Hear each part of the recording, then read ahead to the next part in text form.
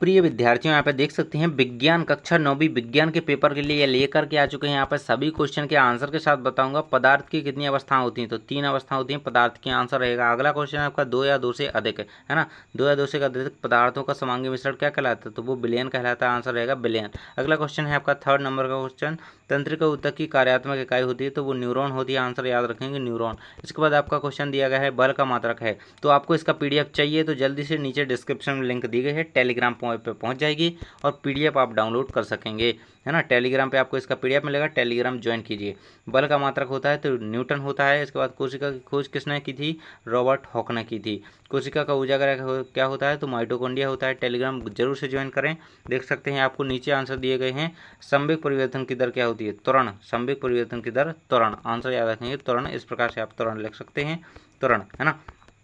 पहले का आंसर रहेगा। इसके बाद देख सकते हैं अगला क्वेश्चन है, अनैच्छिक पेशियों को खालिस्तान भी कहा जाता है। जीवन की मूलभूत इकाई जो होती है, जीवन की मूलभूत इकाई क्या होती है, जीवन की मूलभूत इकाई होती है कोशिका। आपका पाठ ही है सीधा, जीवन की मूलभूत इकाई कोशिका। इसका आंसर आएगा कोशिका, 3rd वाले का। अगला क्वेश्चन है टेंडल प्रभाव। टेंडल प्रभाव क्या गुण प्रदर्शित करता है, तो कोलॉइडी, है ना। कोलॉइडी आपका आंसर याद रखेंगे, कोलॉइडी आंसर रहेगा आपका। इसके बाद देख सकते हैं नीचे आपको क्वेश्चन दिया गया है कि केल्विन, केल्विन खालिस्तान का मात्रक है, तो केल्विन जो होता है ताप का मात्रक होता है, टेम्परेचर का, है ना। तो केल्विन ताप का मात्रक है। आंसर याद रखें ताप।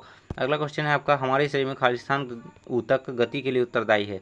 जो गति के लिए उत्तरदायी ऊतक होता है हमारे शरीर में, वो पेशीय ऊतक होता है ना। पेशीय ऊतक आपको आंसर याद रखना है। अगला क्वेश्चन है आपका, कोलोइड एक खालिस्तान मिश्रण है, तो कोलोइड एक विषमांगी मिश्रण होता है।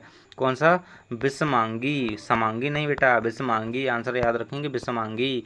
अगला क्वेश्चन है आपका, क्लोरोफिल, क्लोरोफिल खालिस्तान में पाया जाता है, तो क्लोरोफिल पौधे की पत्ती में पाया जाता है। आंसर याद रखिएगा। इसके बाद देख सकते हैं सही जोड़ियां मिलाइए। पहला क्वेश्चन है रक्त, तो रक्त एक तरल संयोजी ऊतक है।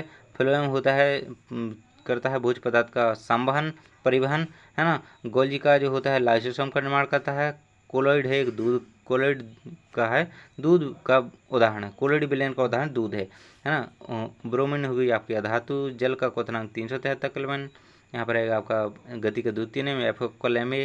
पदार्थ बर्फ का गलनांक। ये रहेंगे आपके आंसर। सभी का स्क्रीनशॉट ले सकते हैं। जल्दी से टेलीग्राम ज्वाइन करें, आपको पीडीएफ मिल जाएगा। यहाँ पे देख सकते हैं दाब का मात्रक है, तो पास्कल होता है ना।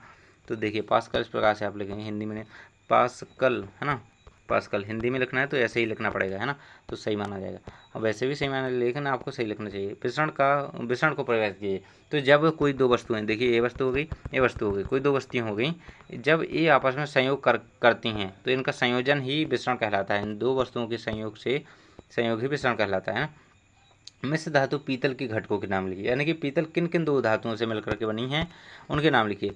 तो जिंक प्लस तांबा, जिंक प्लस तांबा, इन दो चीज़ों से यहाँ पे मिश्र धातु ये बनी होती हैं। आंसर याद रखेंगे जिंक तांबा। संवहन ऊतक किसे कहते हैं, घर्षण बल क्या है, घर्षण बल ये होता है जैसे दो चीज़ें आपस में रगड़ रही हैं तो उनके जो संपर्क है, जैसे मैं आपको यहाँ पे उंगली अपनी यहाँ पे देख रहे हैं स्क्रीन पे, मैं अपनी उंगली से कर रहा हूँ, तो ये इन मेरी उंगली के बीच और आपकी स्क्रीन के बीच यहाँ पे एक क्या है, संपर्क बल कार्य कर रहा है, तो यही तो है घर्षण बल।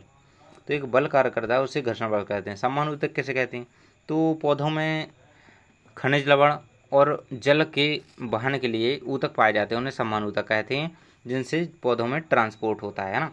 तो जाइलम और फ्लोएम इसके उदाहरण रहेंगे। इसका आंसर है अगले का 300 के केल्विन का आपको सेल्सियस में मान निकालना है, तो 273 इसमें से केल्विन हटा देंगे। आपका आंसर रहेगा 27 डिग्री सेल्सियस। आपका ये आंसर रहेगा 27 डिग्री सेल्सियस। इसके बाद देख सकते हैं डीएनए का पूरा नाम लिखिए। तो डीएनए का पूरा नाम रहेगा आपका deoxy ribo nucleic acid. Deoxy ribo nucleic acid आपको याद रखना है। देखिए इसका स्क्रीनशॉट ले लीजिएगा।